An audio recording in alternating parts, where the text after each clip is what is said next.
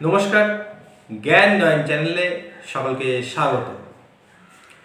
সামনেই মহালয়া এবং এই মহালয়া থেকেই আমাদের দেবীপক্ষের সূচনা বলে ধরা হয়। মা আসছেন, তাই সকলকে জানাই শারদীয়ার অগ্রিম শুভেচ্ছা। এই মহালয়ার দিনে আমরা তর্পণের বিষয়বস্তু সম্পর্কে শুনে থাকি। গঙ্গার ঘাটে গিয়ে পিতৃপুরুষের উদ্দেশ্যে জল এবং তিল এবং সঙ্গে জব তাদের অর্পণ করেন। কিন্তু তর্পণটি কি সে বিষয়ে আমরা জানি যে পিতৃপুরুষের উদ্দেশ্যে জল দান করছি। আজকে কথা বলবো সেই বিষয় নিয়ে আরও একটি প্রশ্নের উদ্ভব হয়েছে। এই তর্পণ হঠাৎ করে মহালয়ার দিনই বা হলো কেন? অন্য যে কোনো দিন হতে পারত, কিন্তু সেটি হলো না। এবং এই দিন থেকে কেন দেবীপক্ষের সূচনা ধরা হয় সে বিষয়ে আমাদের জানার কৌতূহল প্রত্যেকেরই রয়েছে। আজ কথা বলবেন আমাদের অতিথি শ্রী জ্যোতিপ্রকাশ চক্রবর্তী মহাশয়। আমরা আমাদের অতিথি শ্রী জ্যোতিপ্রকাশ চক্রবর্তী মহাশয়কে স্বাগত জানাচ্ছি। নমস্কার। সামনে তো মহালয়া, তাই মহালয়ার দিন তর্পণ হয় আমরা প্রত্যেকে জানি। কিন্তু তর্পণটি মহালয়ার দিনই বা কেন পড়লো? অন্য যে কোনো দিন পড়তে পারত, কিন্তু হলো না। এবং তার সঙ্গে আরও একটু কৌতূহল যে দেবীপক্ষ যাকে বলি সেটাই মহালয়ার থেকে সূচনা। এটা কেন? প্রথমত এই যে মহালয়া, এর আগে একদিন বলেছিলাম মনে হয় যে প্রত্যেক শব্দগুলো যদি আমি ব্যাকরণের ভাষায় দল ভেঙে যদি তাহলে আমরা কতগুলো অক্ষরগুলো পাচ্ছি পরপর। মহালয়া। এখন প্রথম এই দুটি শব্দ মহা আর লয়া। লয়া মানে আলয়া থেকে এসছে, মহা যুক্ত আলয়া। আলয় মানে আমরা জানি ঘর বাড়ি, তাহলে মহালয়া মানে মহান ঘর বা মহান বাড়ি, এই অর্থে মহালয়া। এখন এই যে মহালয়া ব্যাপারটা বলছি আমরা, তা মহালয়া মহান ঘর, মহান কে? আজকে আমি আমার পিতৃপুরুষ আমার কাছে মহান, তারা হবে নিশ্চয়ই। যেমন একটা কথা বলা হয় যে আমার মা যত কুৎসিত হোক না কেন আমার কাছে কিন্তু তিনি সুন্দর, এবং এটা হওয়া উচিত। আজকের দিনে এই কতগুলো প্রভাবযুক্ত হয়ে লোকে মা বাবাকে সেই সম্মানটা দিচ্ছে না, সেটা অন্য প্রশ্ন। কিন্তু যদি মানে হার্টে অন্তর থেকে মনে করি, তাহলে আমার মাকে বাবাকে তো সবসময় সেইভাবে শ্রদ্ধা ভক্তি করাটা উচিত। তাহলে আমাদের পিতৃপুরুষ তার ঊর্ধ্বে যারা আছেন, তাহলে সেই পিতৃপুরুষের আজকে মহালয়া দিন, আজকে মানে মহালয়া দিনের বলছি, মহালয়া দিনের ডাকার দিন বলে সকলে ধরে নিয়েছে। এখানে একটা অদ্ভুত জিনিস প্লে করছে। কীরকম?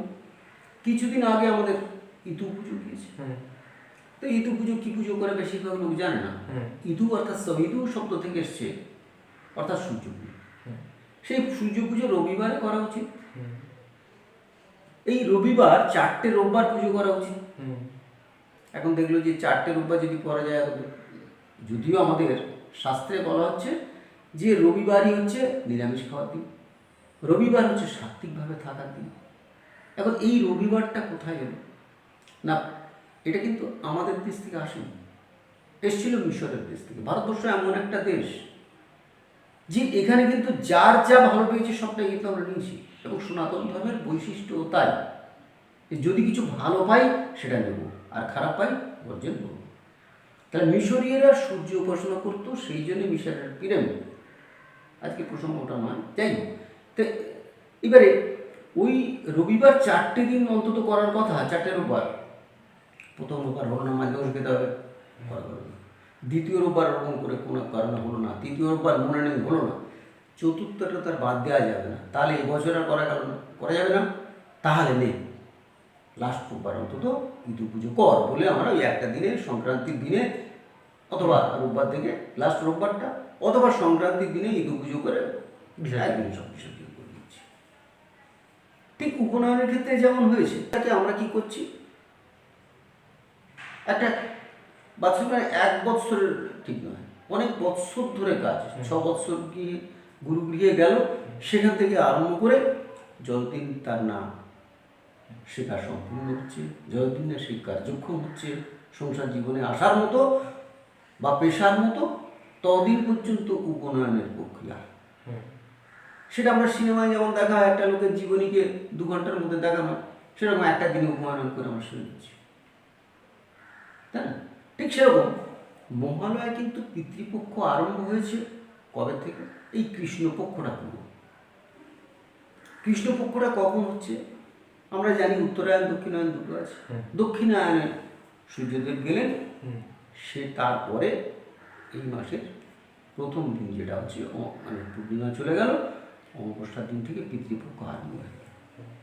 এই পিতৃপক্ষ 15 দিন ধরে চলবে, শেষ দিন মহালয়ার দিন। তাহলে পিতৃপক্ষের শেষ দিন মহালয়া, এই 15 দিন ধরে কিন্তু তর্পণটা করা উচিত। এখন যেহেতু 15 দিন করবো মানে আমাদের একটা প্রেডিকশন আছে না, যে বাবার কাজ করছি বা তর্পণ করবো, তাহলে মাছ মাংস খাবো না, ইত্যাদি ইত্যাদি সাত্বিকভাবে থাকতে হবে। তো এতদিন ধরে থাকা তো মুশকিল, তার চেয়ে অন্তত লাস্ট দিনে অন্তত করি, একবার করবো না যে হ্যাঁ করি, এরকম ব্যাপার আর কি। ঠিক এটা যেন আমাদের ছেলেদের ওই পরীক্ষার মতো ব্যাপার হয়েছে, সারা বছর পড়বো না, পরীক্ষার আগে পড়িনি, ঠিক এরকম ধরনের ব্যাপার হয়ে গেছে যে মহালয়ার দিনটা না করলে এবছর আর করা হবে না, পিতৃপুরুষের জল দেওয়া হবে না, ইত্যাদি ইত্যাদি ব্যাপার। সেই জন্যেই মহালয়ার দিনটাকে, অর্থাৎ কিনা এই বিশেষ দিনটাকে, অমাবস্যার দিনটাকে ধরা হচ্ছে মহালয়ার দিন, কিন্তু তা তো নয়। এবারে মহালয়ার দিন না ধরে 15 দিন যেমন করা কথা, সারা বৎসর কিন্তু যারা পিতৃপুরুষের শ্রদ্ধা জানান, সারা বছর ধরেই পিতৃপুরুষের করা যায় বা করা উচিত, কিন্তু আমরা করি না। কেন করি না সেটা অন্য প্রশ্ন। যেমন সকালবেলা উঠে আমার তো বাবা মাকে প্রণাম করা সেরকম যখন উঠে গিয়েছি, অন্তত মনে মনে তো বলতে পারি জন্মী জন্মভূমিষ্ঠ স্বর্গাদপি গরিয়সী বা পিতা স্বর্গ পিতা ধর্ম ইত্যাদি বাবা মার প্রণামটা আমরা, যদি আমাদের পায়ে হাত থেকে গিয়ে প্রণাম করতে লজ্জা করে বা সেই সিস্টেম এখন নেই বলে আমরা তো তাকে মনে মনে প্রণামটা করতে পারি। যেমন সকালবেলা উঠে প্রভাতে যে স্বরের নিত্যম দুর্গা দুর্গা স্বরূপদান, এই যে কতগুলো জিনিস আছে, দুর্গার নাম স্মরণ করতে হয়, পঞ্চসতীর নাম স্মরণ করতে হয়, আরও অনেকগুলো নাম স্মরণ করতে হয়, ব্রহ্মা মুরারি, অনেক অনেক রকম করে যায়, কিছু কিছু তো করার দরকার আছে। আজকে নবগ্রহের জন্য 9টা কবচ মারছে, কিন্তু নবগ্রহকে যে প্রত্যেকদিন সকালবেলা প্রণাম করে এটা লোক আছে, তাই না?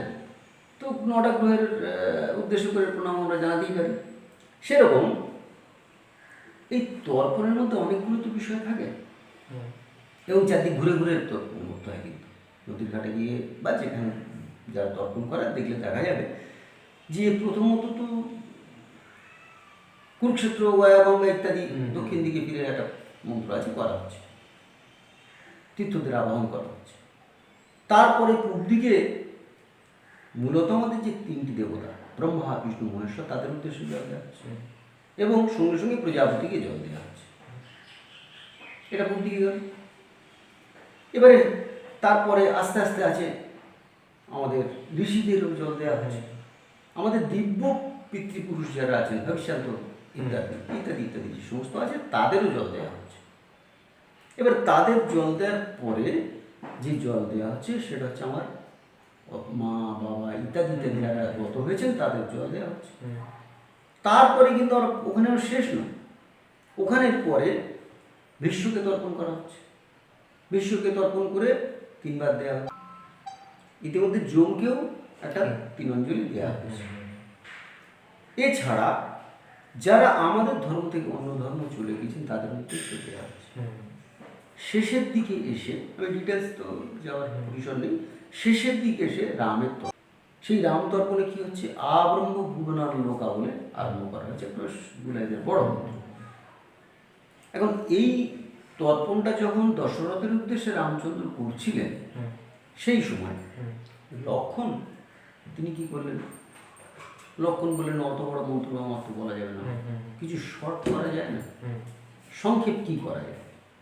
তো রামচন্দ্র তখন লক্ষণকে বললেন যে তুমি তাহলে একটা খুব ছোট্ট মন্ত্র বলে দিচ্ছি, যে সব কাজ হবে, সব তর্পণের কাজ হবে। সেটা কি না, আব্রহ্ম ভুবনার নৌকা।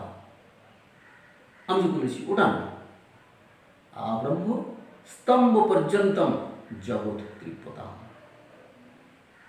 তাহলে আব্রহ্ম স্তম্ভ পর্যন্তম জগৎ ত্রিপদাম, এই একটি ছোট্ট মাত্র ক্ষেত্রে ব্যঞ্জনাটা বলা হয়, সকলকে উদ্দেশ্যে দেওয়া হয়।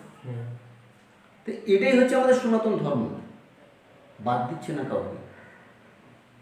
যত জীবজন্তু যারাই, যাদের আত্মার বলি আমরা, সকলের মধ্যে আত্মা আছে, সেই সকল আত্মাকে স্মরণ করে তাদের কিন্তু জল দেওয়া হচ্ছে।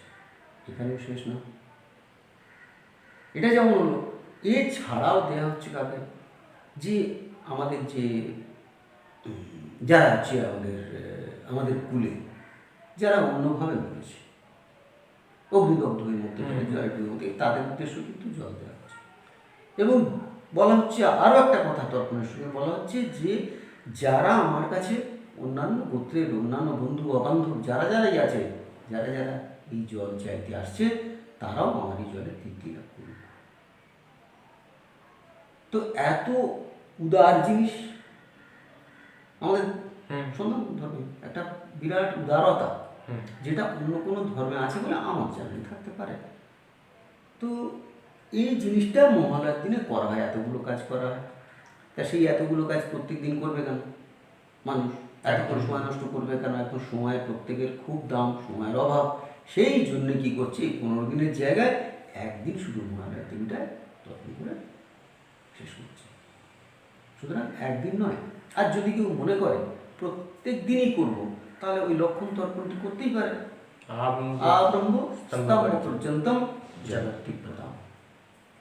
কেউ কেউ ত্রিপতু শব্দটা ইউজ করে, জগৎ ত্রিপতু, কেউ কেউ ত্রিপদাম এই শব্দটা ইউজ করে। তো সে যাই হোক না কেন, আমার অন্তরের কামনা যে ব্রহ্মলোক থেকে আরম্ভ করে পৃথিবীর আভ্যন্তরীণ ভাগ পর্যন্ত যত জীবকুল আছে সকলের মঙ্গল সাধন হোক, এইটা হচ্ছে তর্পণের মূল বিষয়। সুতরাং তর্পণটা যে শুধু মহালয়ার দিন তা নয়, প্রত্যেক দিনই করা যায়, প্রত্যেক দিনই করা যেতে পারে, কিন্তু আমরা নানান বাহানায়, নানান অছিলায় আমরা বলছি যে এই রোজ করা যায় না, করা যাবে না, ইত্যাদি ইত্যাদি। এছাড়া তর্পণের সম্বন্ধে আরও অনেক ব্যাপার আছে। এই তর্পণকে তো অনেকে অনেক রকমভাবে ব্যাখ্যা করছেন, তর্পণ করবো কেন, এটা হচ্ছে ভণ্ডামি, নানান রকম তো থাকবেই, স্বাভাবিক থাকা। আর আমাদের এই সনাতন ধর্মের এমন একটা জায়গা, আমাদের মধ্যে সেই স্বাধীনতাটা আছে যে আমাদের ধর্মের উপরে কেউ যদি বলে, আমরা হাসতে হাসতে সেটাকে অ্যাভয়েড করি। একমাত্র হিন্দু ধর্ম আছে, অন্য ধর্ম আজকে ইসলামের বিরুদ্ধে কেউ যদি কোনো কথা বলে, কোরআনের বিরুদ্ধে কেউ যদি বলে, হাদিসের বিরুদ্ধে, গেল রব পড়ে যাবে, তারা মনে করছে আমার ধর্ম শেষ হয়ে যাবে। খ্রিস্টানদেরও যারা রোমান ক্যাথলিক আছে তাদের বিরুদ্ধে বললে কিছু একটা কথা, তারাও কিন্তু ছেড়ে কথা বলবে না। একমাত্র সনাতন ধর্ম আছে যে ধর্মে কে কি বলল আর কে কি না বলল কিছুই যায় আসে না। এখানে আমাদের যারা খারাপ বলছে, যার তর্পণটা করা উচিত না, খণ্ডনা। আবার অদ্ভুত জিনিস দেখা গেছে আজকের এই দুর্গা পুজো, অনেকে বলছে দুর্গা পুজো করা উচিত না, যাই হোক এইসব করে ব্রাহ্মণদের কিছু পয়সা করে নিয়ে নেওয়ার ইত্যাদি ইত্যাদি নানান কথা অনেকে বলছে। আবার যারাই বলছে তারাই দেখে ঠিক দুর্গা ঠাকুর যেখানে প্যান্ডেলটা হচ্ছে তার উল্টো দিকে একটা লাল শালু কাপড় মুড়ে কিছু মাংসের বই বিক্রি করছে। তাহলে দুর্গাকে ভাঙিয়ে খেতে এসছে কি তারা? অথচ দুর্গা পুজো করবো না, রাজনৈতিক অভিসন্ধি। রাজনৈতিক অভিসন্ধি। এবং আজকে একটা জায়গা কাগজে দেখছিলাম যে পুজো যাতে বানচাল করা যায়, মহালয়া যাতে বানচাল করা যায়, তার জন্য একটা ডাক্তাররা নাকি করছে। তার ডাক্তাররা আমার ধারণা ছিল যে সমাজের মঙ্গলের জন্য, যেমন জাস্টিস বলা হচ্ছে। এখন রুগী মরে যায়, ডাক্তারের প্রধান কর্তব্য কী? একটা শিক্ষকের কর্তব্য যেমন শিক্ষা দেয়, ডাক্তারের কর্তব্য তো রুগীর চিকিৎসা করা। সেটা না করে চিকিৎসার জায়গাগুলো বন্ধ করে দেবো, কিন্তু সেই ডাক্তাররা সরকারি জায়গা বন্ধ করে কিন্তু প্রাইভেটটা বন্ধ করে, তার প্রাইভেট চেম্বার চালিয়ে যাচ্ছে। তাহলে কি ঘুরিয়ে পয়সা নেওয়ার ধান্দা এটা? আমরা বলতে পারি। তো সে কন্ট্রোভার্সিটির জায়গা বা রাজনীতির জায়গা বা প্ল্যাটফর্ম নয়, সেটা আমি বলছি না। কিন্তু আমি শুধু বলছি মানুষের মানবিকতা, মানুষের মানবিকতার প্রশ্নে এসে যদি মনে হয় আমার বাপ ঠাকুরদার উদ্দেশ্যে, আমার পিতৃপুরুষের উদ্দেশ্যে সম্মান জানানো উচিত নয়, তাদের সবসময় অসম্মান করা উচিত, তাহলে সে করবে। সে স্বাধীনতাও তার আছে।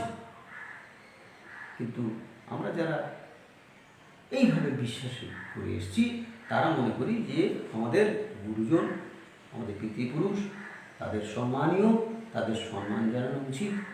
তাদের তো সামনে পাবো না সম্মান করতে, আর তা থাকুক বা না থাকুক তাতে আমার কি গেল আর গেল।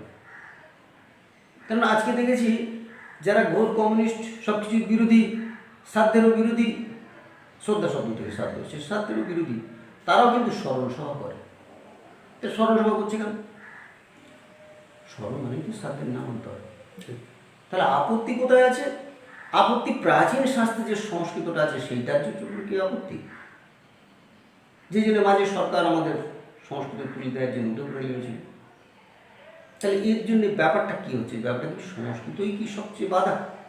ওইটা যদি ঘুরিয়ে বলতাম আমি, তাহলে কেউ বাধা দিত না, তাই না? তাহলে ধর্ম ব্যাপারটা কি? যা ধারণ করবে ধর্ম। আমি বাঁচতে গেলে আমার খাদ্য খেতে হবে, সেটাই জীবের ধর্ম, তাই না? তাহলে ধর্ম সব জায়গায় আছে। ধর্ম নেই যারা যারা বলছে তারা আসলে ধর্মটার মানে কি বোঝার চেষ্টা করছে না। আরও মুশকিল হচ্ছে একটা, যে ব্যুৎপত্তিগত অর্থ তো সে সমস্ত পরের কথা, শব্দটার এমনি সাধারণভাবে যে কি অর্থ হয় সেই অর্থটাই বলছে না। আচ্ছা, তর্পণের মধ্যে অর্পণ শব্দটা খুঁজে পাই কি আমরা? তর্পণ বলি কি এটা অর্পণ অর্পণ মনে হয়। তো অর্পণ মানে কাউকে কিছু দেয়া, তাই তো? তা আমরা সেই দুর্যোধন দুঃশাসনের মতো বিনা যুদ্ধে নাহি দেব সুচাপন, কাউকে কিছু দেবো না, এক কণাও তাকে দেবো না, এই ধরনের মনোভাব। এই ধরনের মনোভাব থেকে আজকে এসছে তর্পণ বা অর্পণ করা অনুচিত। এটাই মনে হয় আমার যেটা খুব বুদ্ধিতে মনে হয়েছে, যে কাউকে কিছু দেবো না, খালি নেব। আর ত্যাগ তো করবোই না, দুটি ত্যাগ ছাড়া, মর্মত্র ত্যাগ ছাড়া আর কিছু ত্যাগ করবো না। এই ধারণা থেকে আজকে জন্ম নিয়েছে যে তর্পণ করব না। একটা অন্যরকম বিষয় আমরা জানতে পারলাম, এবং স্বাভাবিকভাবেই যেটা আমাদের অর্পণ করা উচিত। কারণ আমাদের যারা পিতৃপুরুষ, অনেকে এটাকে আবার বলেন পিতৃ কেন, মাতৃপুরুষ, মাতৃ হবে কেন, হবে না কেন, কিন্তু অ্যাকচুয়ালি তা নয়। পিতৃপুরুষ এই মধ্যেই কিন্তু মা, পিতা, মাতা অর্থাৎ পুরুষ মহিলা প্রত্যেকেই সীমাবদ্ধ। তাই নয়, সমস্ত জীবকুল, ওই যে বলা হলো আব্রহ্মস্তম্ভ পরিত্যক্তম জগৎ তৃপ্তম, সকলেই তৃপ্তি লাভ করুক, যাদেরকে চিনি না জানি না তারাও তৃপ্তি লাভ করুক। যাই হোক, এরকম আরও অনেক বিষয় নিয়ে আমরা আসবো। সঙ্গে থাকুন জ্ঞান নয়নের সাথে। নমস্কার।